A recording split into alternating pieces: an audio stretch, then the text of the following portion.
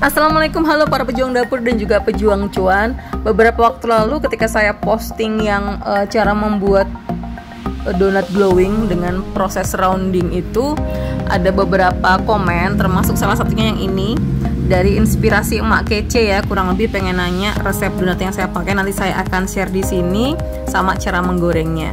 Oke? Tapi sebelumnya selalu support dengan cara like and subscribe di YouTube channel Emi Resna saja.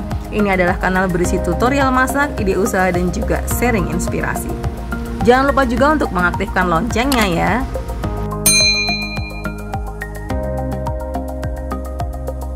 Nah, kita lanjut ya sekarang untuk beberapa tanda gitu ya kalau adonan sudah bisa digoreng itu adalah dia kok ditepuk-tepuk itu tidak nempel, terus kalau diangkat kayak gini dia ringan.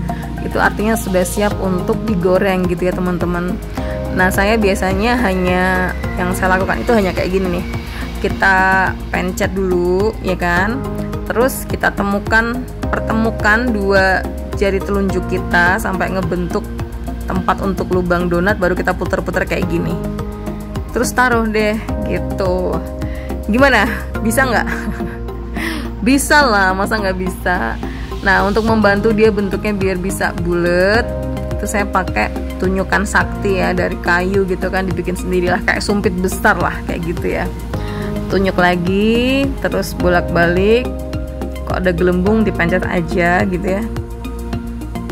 Terus taruh gitu kan. Terus bisa juga nanti kita selesaikan dulu, kita naruh dulu baru nanti nunjukin nunjukin donatnya juga bisa gitu ya. Ini posisinya sebenarnya kalau kayak gini minyaknya itu masih belum panas gitu ya, tapi ini nggak masalah karena dia justru dari mulai temperaturnya hangat sampai nanti mulai agak panas itu membantu untuk proses kayak memaksimalkan proofingnya, jadi nanti dia bisa bener-bener montok gitu si donatnya gitu ya. Oke, kita lanjut dulu sampai semuanya terisi. Saya biasanya hanya pakai kok untuk teflon kayak gini, paling hanya muat sekitar 8 aja. Ini saya pakai adonan beratnya 45 gram.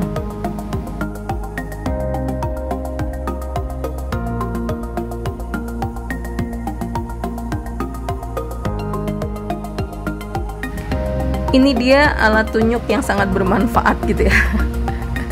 Nah, kalau saya biasanya saya puterin gini tuh supaya membantu formingnya ya, bentuknya supaya bulat kayak gitu.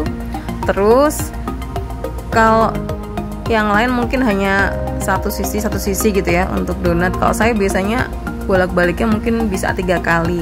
Jadi begitu saya puter-puter gini tuh saya balik langsung meskipun belum coklat ya. Jadi ini tadi tujuannya untuk membantu memaksimalkan proses proofingnya sehingga adonannya atau si donat ini akan mulai montok kayak gitu ya, gendut gitu.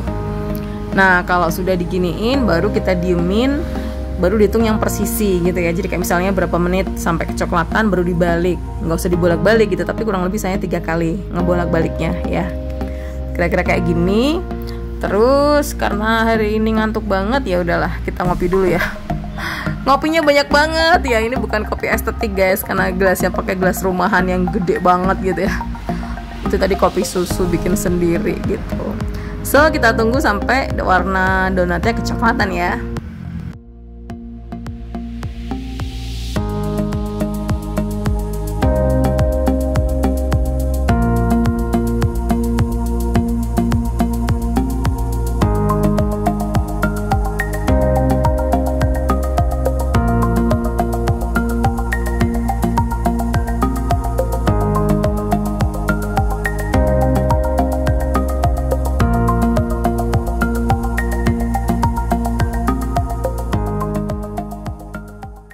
Yang ini adalah senjata rahasia lain, senjata rahasia gitu ya.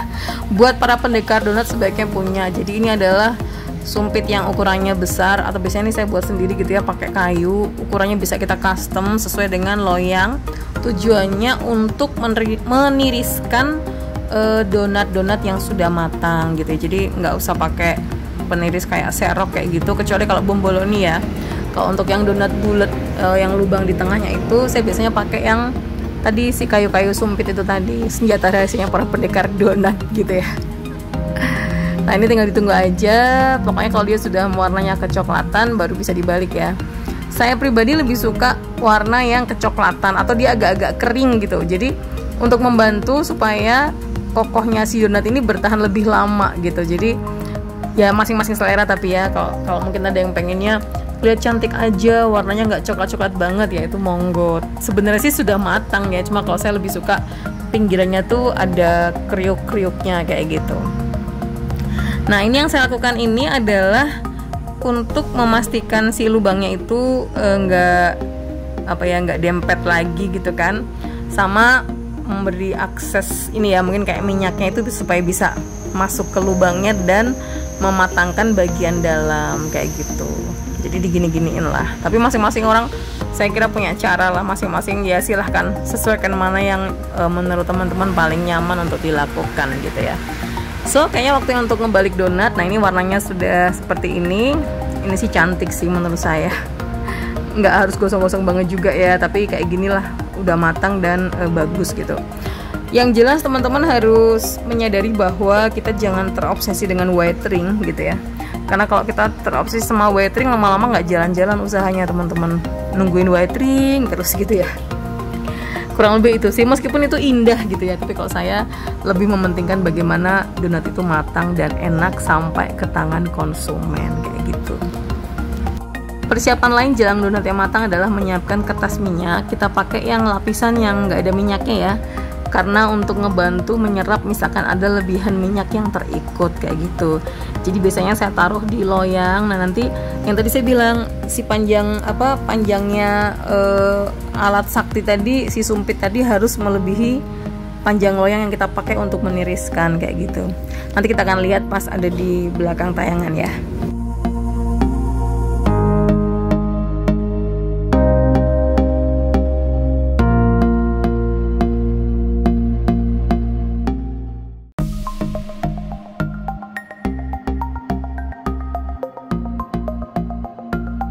Seperti ini udah mau mateng nih. Nah kita siap-siap untuk ngangkat donatnya ya. Kita akan pakai 2 sumpit senjata rahasia para pendekar donat seperti ini. Nah caranya adalah kita tusuk sama kita tahan. Caranya kayak gini nih. Kita ambil yang mau kita angkat seperti ini, terus gunakan satu bantuan sumpit untuk geser gini ya. Terus nahan ketika ngambil yang kedua dan seterusnya gitu ya teman-teman. Nah untuk panjangnya sesuai selera, tadi saya bilang ya, kalau mungkin ada yang muat bisa sampai 10 ya boleh, kalau saya mungkin hanya sekitar 4-5 aja kayak gitu. Yang penting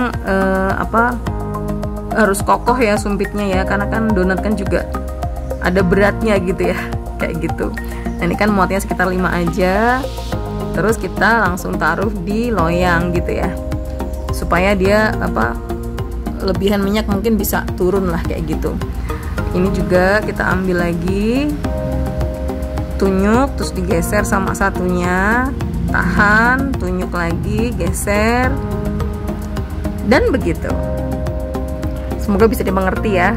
Nah kalau sudah, kita letakkan di loyang dengan posisi seperti ini. Nah gini kan, jadi nanti dia kalau ada lebihan minyak akan res ke bawah gitu kan. Tapi kalau teman-teman langsung taruh di loyang, dia kemungkinan akan ngecembeng oleh si lebihan minyak kayak gitu.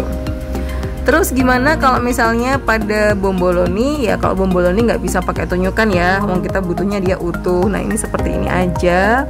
Sama sih kalau untuk pas menggorengnya juga kita tekan-tekan dulu supaya membuang ada kayak nipisin gitu, nipihin baru kita masukkan ke minyak gitu ya. Kalau sudah tinggal kita angkat, tapi kalau untuk bomboloni bisa langsung pakai serok seperti ini.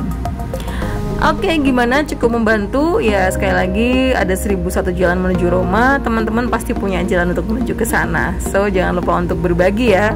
Siapa tahu ide teman-teman justru saya butuhkan.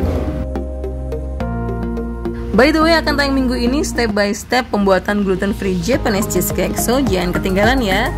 Terima kasih telah menonton tayangan ini, semoga bermanfaat dan wassalamualaikum warahmatullahi wabarakatuh.